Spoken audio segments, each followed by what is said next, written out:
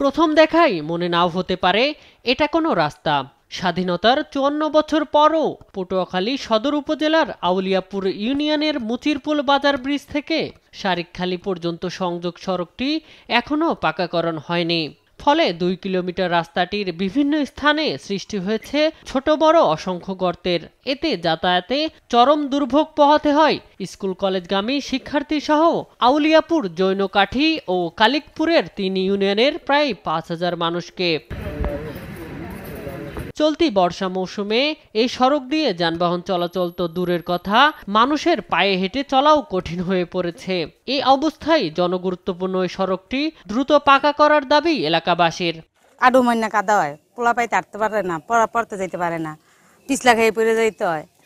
রাস্তাটা হইলে কি একটু চলাচল করতে ভালো হইবে বর্ষাকালের মধ্যে। জন্মের পর রাস্তায় একটুকু মাটিতে দেখিনি, ইট পাথরের ছোঁয়া তো দূরের কথা। ৩ ইউনিয়নের শিক্ষার্থীদের একমাত্র ভরসা এই সড়কটি।